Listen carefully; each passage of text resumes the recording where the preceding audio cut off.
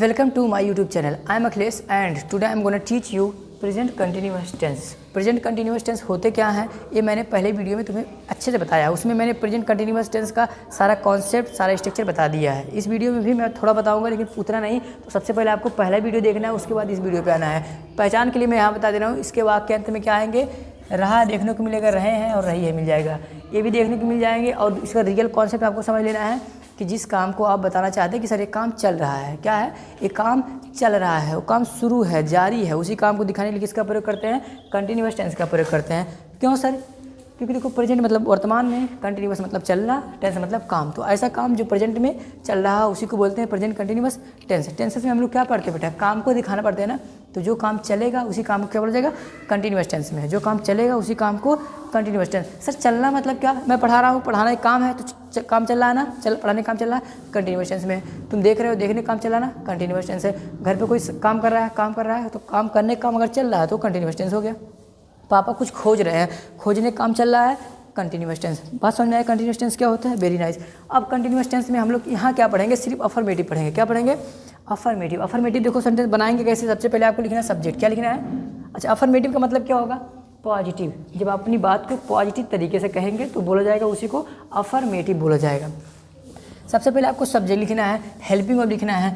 Main verb में ING, ING को आप आईएनजी लगाने बोलते हैं, मेन वर्ब को फोर्थ फॉर्म भी बोलते हैं। तो जो आपको अच्छा लगे आप बोल सकते हैं। उसके बाद ऑब्जेक्ट लिखना है, अदर वर्ड आएगा तो वो भी लिख देना है। अब देखो सर हेल्पिंग वर्ब क्या होते हैं ये तो बताइए ज़रा। तो हेल्पिंग वर्ब यहाँ पे आएंगे, इज, एम, आर, तीन तुम्हारे हेल्पिंग वर्ब है। क्या है? Is, am, are. यहाँ पे जो तीन लिखे गए ये हेल्पिंग वर्ब तुम्हारे हैं, ये तीनों हेल्पिंग वर्ब है। और सर सब्जेक्ट क्या होते हैं? सब्जेक्ट का मतलब होता है बेटा कर्ता, जो काम करेगा। टेंसेस में जो काम करते हैं, जो शब्द काम करेगा, कुछ एक्शन परफॉर्म करेगा, उसी को क्या बोला जाएगा, सब्जेक्ट। जैसे मैं कर रहा हूँ, मैं पढ़ा रहा हूँ, पढ़ाने काम कौन कर रहा है, मैं, तो मैं सब्जेक्ट हो गया। तुम वीडियो देख रहे हो, देखने काम कौन कर रहा है, तुम, तो तुम शब्द क्या होगा, सब्जेक्ट होगा। पापा बोल रहे हैं, बोलने का काम कौन कर रहा है, पापा, तो क्या हो गया, पापा सब्जेक्ट हो गए। भैया दौड़ रहा है, दौड़ने का काम कौन कर रहा है, भैया, तो भैया क्या हो गया, सब्जेक्ट हो गया। तो जो काम करता है उसी क्या बोलते हैं, सब्जेक्ट बोलते हैं। अब देखो जो सब्जेक्ट है इनको बोलते हैं बेटा सिंगुलर सब्जेक्ट। तो जब ये सिंगुलर सब्जेक्ट है तो इनके साथ वर्ब कैसा आता है, सिंगुलर। सिंगुलर से लिखा जाता है यस से, तो यस जिस हेल्पिंग वर्ब में लगा होता है वो बनाया गया है सिंगुलर के लिए। तो इज देखो किसमें आया है, इज में यस लगा हुआ है, तो यही सिंगुलर सब्जेक्ट है। सिंगुलर सब्जेक्ट के साथ यस वाला वर्ब लगता है, तो इज लगेगा बेटा, ही, सी, नेम, और इट के साथ आपको इज लगाना है। एम और आई जब सब्जेक्ट हो तो क्या लगाना है सर, एम लगा देना है, आई के एक साथ एम लगाना है। और जब सब्जेक्ट तुम्हारा बी होगा, यू होगा, दे होगा, या तो दो नाउन एंड नाउन, दो नाउन जुड़े होंगे किसी भी कंजंक्शन से, तो वहाँ पे क्या लगेगा, आर लगाया जाएगा। अच्छा ये सब्जेक्ट हो गया। सर कहेंगे जब पजेसिव केस के एडजेक्टिव सब्जेक्ट बनते हैं तो क्या लगाएंगे, पजेसिव केस के जब सब्जेक्ट बनते हैं तो क्या लगाएंगे, जैसे माई हो गया, योर हो गया, हर हो गया, आवर हो गया, देयर हो गया, हिज हो गया, इनके साथ सब वर्ब क्या लगाएंगे। तो इनके लिए थोड़ा सा वेट करना पड़ेगा, पहले मैं इनको दिखाता हूँ फिर मैं इनके दिखाता हूँ, ठीक है, क्योंकि इसमें हमारे पास बहुत सारा टाइम है। हम सबका एक एक एग्जाम्पल लेंगे, सभी सब्जेक्ट का एक एक एग्जाम्पल लेंगे, ठीक है। तो आपको नोट करना है, हेडिंग डाल के नोट कर लेना है, डेफिनेशन नोट कर लेना है, अफर्मेटिव का स्ट्रक्चर नोट कर लेना है। एस यू बी मतलब सब्जेक्ट, एच बी मतलब हेल्पिंग वर्ब, एम बी मतलब मेन वर्ब में आईएनजी लगाना है, ऑब्जेक्ट अदर वर्ड, ये लिख लेना है। फिर इसको ऐसे लिख लेना है, अभी इसको नीचे लिखा है इसको ऐसे लिख लेना है। इसका एग्जाम्पल मैं अभी देता हूँ, ठीक है। मैं वीडियो मिला रहा हूँ, सॉरी, और मैं एग्जाम्पल दिखाता हूँ। सब्जेक्ट या देख लीजिए कितने सब्जेक्ट हैं, इन सबका एक एक एग्जाम्पल में दिखाऊंगा सबका, ठीक। तो शुरू करेंगे सबसे पहले सिंगुलर सब्जेक्ट से। सिंगुलर सब्जेक्ट मतलब ही, सी, इट, या तो किसी का नाम। तो नाम से शुरुआत करते हैं। मैं कह रहा हूँ रामू हाँफ रहा है, क्या कर रहा है, हाँफ रहा है, हाँफना। अब सर इसमें काम क्या कर रहा है, हाँफने का काम कर रहा है, तो मेन वर्ब क्या है, हाँफना। तो रामू हाँफ रहा है, रामू। तो सबसे देखो सब्जेक्ट लिखो सबसे पहले रामू। रामू में क्यों लिखा, पहले काम कौन कर रहा है, हाँफने का, रामू ना, रामू, तो रामू को लिखो रामू। नाम है किसी का, तो जी किसी भी इंसान किसी भी चीज़ का नाम होगा सब सिमिलर होगा। तो रामू हो गया। रामू के बाद अब देखो सब्जेक्ट हो गया, हेल्पिंग वर्ब लगाओ, हेल्पिंग वर्ब। सर नाम के साथ हेल्पिंग वर्ब क्या लिखा था, अभी मैंने इज लिखा था, तो रामू इज। अब उसका काम क्या है, हाँफना। हाँफने का इंग्लिश होता है गैस्प। क्या होता है, गैस्प। गैस्प मतलब हाँफना। सो रामू इज गैस्प नहीं, मेरे में क्या लगाना, आईएनजी, तो आईएनजी लगाओ। सो रामू इज गैस्पिंग, बस। अब कहेंगे सर ऑब्जेक्ट नहीं लिखे, बेटा इसमें ऑब्जेक्ट ही नहीं आया तो कहाँ से लिखूँ। So Ramu is gasping, Ramu is gasping, Ramu is gasping, Ramu हाफ रहा है। आगे बढ़ते हैं। अब ये तो नाउन था, अब किसी भी नाम बना लो। Sohan is coming, Mohan is going, Shivani is abusing, Meena is cleaning the room, Kareena is washing the cloth. तो many more sentences you can create, ठीक है, नाम से आप बना सकते हैं। अब मैं प्रोनाउन पे आता हूँ, ही का मैं लेता हूँ, दूसरा एग्जाम्पल ही का लेता हूँ। ही मतलब होता है वह, किसी भी व्यक्ति को वह बोलते हैं, ठीक है। मैं कह रहा हूँ कि वह संकोच कर रहा है, क्या कर रहा है, वह संकोच कर रहा है। हो सकता है कोई बात हो गया, कह रहा है यहाँ अंदर क्यों नहीं आ रहा, तो मैंने कहा सर वह संकोच कर रहा है। संकोच करने के लिए क्या बोलते हैं, हेजिटेट, क्या बोलते हैं, हेजिटेट। तो वह संकोच कर रहा है, तो सबसे पहले मैंने क्या लिखा, संकोच करने का काम कौन कर रहा है, वह है, तो वह है इंग्लिश ही। अब इसके साथ हेल्पिंग ऑफ लगाओ, सब्जेक्ट हो गया, हेल्पिंग ऑफ लगाओ, हेल्पिंग ऑफ क्या है, ही के साथ क्या आएगा, इज आएगा। सो ही इज। अब मेन ऑफ लगाओ, हेजिटेट है, हेजिटेट कैसे सोच क्या होता है इंग्लिश, हेजिटेट का इंग्लिश स्पेलिंग, हाँ लो, हैजी, यस हैजी, TATE। देखो इसका स्पेलिंग ई होता है, लेकिन मैंने पहले वीडियो में नियम बताया था कि जहाँ पे ई आता है तो ING लगाते टाइम ई हट जाता है, तो हेजिटेटिंग हो जाएगा। लो, so he is hesitating, he is hesitating, वह क्या कर रहा है, संकोच कर रहा है। आगे बढ़ते हैं, सी का एग्जाम्पल लेते हैं। सी मतलब वह है, लेकिन फीमेल में, वह मतलब ये ही का मेल, मेल में कोई सब्जेक्ट होगा, अगर ही का बोला गया है तो वहाँ पे ही को प्रयोग करा जाएगा, सॉरी मेल जो है रहेगा तो वहाँ ही लगाया जाएगा, फीमेल रहेगा तो सी लगाया जाएगा, फीमेल रहेगी, सी का प्रयोग करते हैं। मैं कह रहा हूँ वह बर्तन साफ़ कर रही है, क्या साफ़ कर रही है, बर्तन साफ़ कर रही है, वह बर्तन साफ़ कर रही है, तो वह मतलब सी। सी सब्जेक्ट लिख दिया, हेल्पिंग ऑफ लगाओ, इज, बहुत सही, आगे बढ़ रहे हो, आगे बढ़ो। अब साफ़ करना मतलब होता है क्लीन, क्या होता है क्लीन, लेकिन ING लगाओ तो क्लीनिंग हो जाएगा। सो सी इज़ क्लीनिंग। बर्तन को इंग्लिश में डिश बोलते हैं, डिशेज बोलते हैं, पोट बोलते हैं, तो मैं पोट लिख दे रहा हूँ। पोट मुझे इजी लगा क्योंकि इसमें चौक कम लगता है। So she is cleaning the pot, अच्छा सॉरी यहाँ तय लगाना पड़ेगा, she is cleaning the pot, she is cleaning the pot. अब सी का प्रयोग, ही का प्रयोग जितना मर्जी उतना बनाओ, ही का प्रयोग करके बना लो। He is coming here, he is dancing, he is abusing you, he is staring you, he is calling you, he is searching you, he is advising you, he is ordering you, he is doing many more things। तो ही का प्रयोग कर लो, सी का प्रयोग जितना मर्जी कर लो। सी is slapping him, slapping मतलब थप्पड़, वह उसे थप्पड़ मारे, सी स्लैपिंग हिम, वह कुछ चुरा रही है, so she is stealing something, वह कुछ छुपा रही है, सी इज हाइडिंग समथिंग, वह कुछ बोल रही है, so she is telling something, वह कुछ कह रही है, so she is saying something.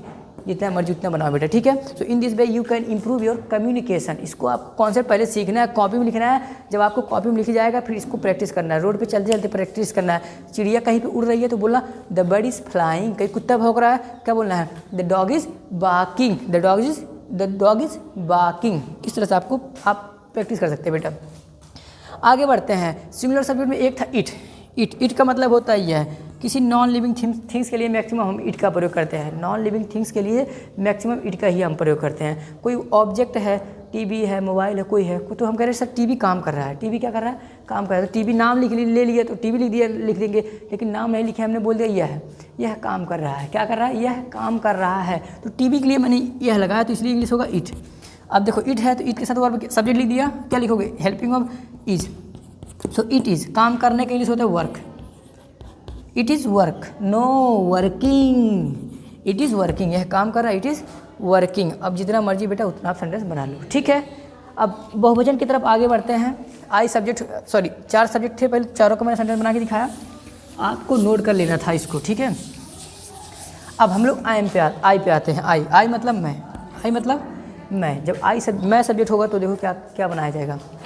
देखो मैं कह रहा हूँ मैं तुम्हें रोक रहा हूँ, मैं तुम्हें रोक रहा हूँ, मैं तुम्हें रोक रहा हूँ। तो सब्जेक्ट कौन है, मैं, मतलब आई हो गया, सब्जेक्ट दे दिया। अब आई के साथ हेल्पिंग ऑफ क्या लगेगा सर, इज नहीं, आई एम लगेगा, क्या लगेगा। सो आई एम, रोकना मतलब होता है प्रिवेंट, क्या होता है, प्रिवेंट। स्टॉप भी आप लगा सकते हैं, प्रिवेंट भी, लेकिन नया और सीख लो। सो आई एम प्रिवेंट, प्रिवेंट सही है नहीं सही है सर, ING लगाओ। आई एम प्रिवेंटिंग यू मतलब तुम्हें, आई एम प्रिवेंटिंग यू, मैं तुम्हें रोक रहा हूँ, आई एम प्रिवेंटिंग यू, मैं तुम्हें रोक रहा हूँ। कुछ भी जितना मर्जी उतना बना लो।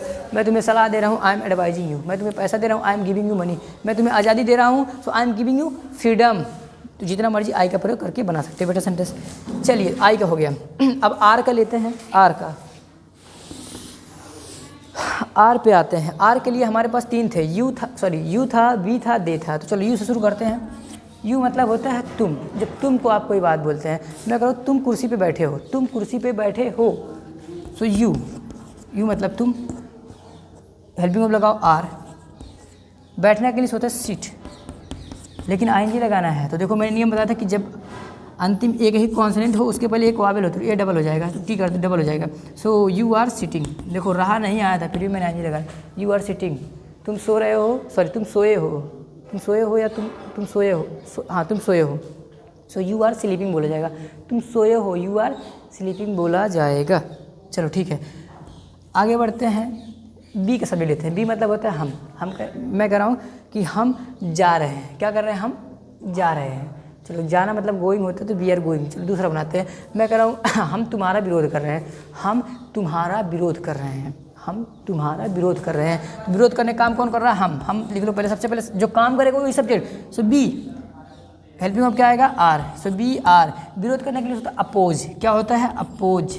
क्या होता है? अपोज। देखो ई होता है, लेकिन मैंने नियम बताया था कि जब ई आता है तो ई को हटा देते हैं, तब उसके बाद आई लगता है। सो बी आर अपोजिंग, तुम्हारा मतलब यू। तो बी आर अपोजिंग यू। अब यहाँ ये और मत लिख देना, यू ऑब्जेक्टिव केस है तो यू लिखना पड़ेगा। देखो सब्जेक्ट मैंने लिखा, हेल्पिंग वर्ब लिखा, मेन वर्ब में आईएनजी लगाया, ऑब्जेक्ट आया तो ऑब्जेक्ट लिख दिया, अदर वर्ड नहीं आया तो नहीं लिखा। ठीक है, चलो एक दे का लेते हैं। दे मतलब होता है वे। दे मतलब क्या होता है? वे। दे मतलब वे। चलो मैं इनका बना रहा हूँ। मैं कह रहा हूँ वे मना कर रहे हैं। वे क्या कर रहे हैं? मना कर रहे हैं। मना, कोई काम आपने बोला होगा, लोगों क्या कर रहे हैं? मना कर रहे हैं। मना। सो मना मतलब होता है रिफ्यूज। सो दे सब्जेक्ट पे लिखो, मना कौन कर रहे हैं? वे। तो जो काम करेगा वही सब्जेक्ट। तो दे सब्जेक्ट के बाद हेल्पिंग वर्ब, तो दे के साथ क्या लगेगा?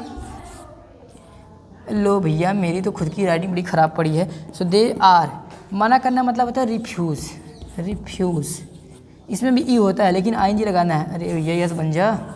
सो दे आर रिफ्यूजिंग, वे मना कर रहे हैं, they are refusing. Sir 2 noun का बना के दिखाइए, आपने कहा था 2 नाउन रहेंगे तो भी आर लगेगा, तो 2 नाउन बना लो। मैं करूँ राम और श्याम। राम और श्याम काँप रहे हैं। राम और श्याम क्या करें? काँप रहे, ऐसे गर गर जब काँपते, सॉरी मैं डांस करने लगा। राम और श्याम काँप रहे हैं। क्या स्टेज पे जाके बोल दिया था कि स्टेज पे आ जाओ, कुछ सुनाओ 2-4 शब्द, तो जानते पैर से गर गर काँपता है। काँपना के इंग्लिश में बोलते हैं सीवर। क्या बोलते हैं? सीवर। तो राम और श्याम काँप रहे हैं। चलो राम और राजू, मिटाओ इसको मैं, ठीक। राम और राजू काँप रहे हैं। राम और राजू काँप रहे हैं। तो राम एंड राजू, देखो 2 नाउन है, राम भी नाउन, राजू भी नाउन। अब इसके साथ लगेगा आर, हेल्पिंग। देखो ये सब्जेक्ट है, यहाँ तक सब्जेक्ट है, सब्जेक्ट लिख दिया मैंने। अब क्या लिखना है? हेल्पिंग वर्ब, तो आर लगा दिया। राम एंड श्याम ये सब्जेक्ट है, हेल्पिंग वर्ब। कांपना मतलब होता है सीवर। सीवर, सीवर मतलब कांपना, लेकिन आईएनजी लगाना तो shivering. Ram and Raju are shivering. हो गया, ठीक है। अब पजेसिव केस की 2-4 सेंटेंस में बना के दिखा देता हूँ, फिर आगे बढ़ते हैं। पजेसिव केस अभी मैंने लिखा था। पजेसिव केस में जैसे हो जाए माई,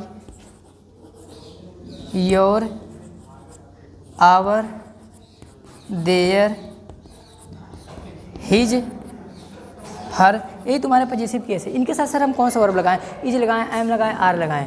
कन्फ्यूजन होता है ना, तो आज के बाद कन्फ्यूजन नहीं होगा, आई प्रॉमिस यू। इनके बाद जो वर्ब लगेगा इनके अनुसार नहीं लगेगा, इनके बाद जो नाउन आएगा उनके अनुसार लगेगा। मैंने क्या बोला?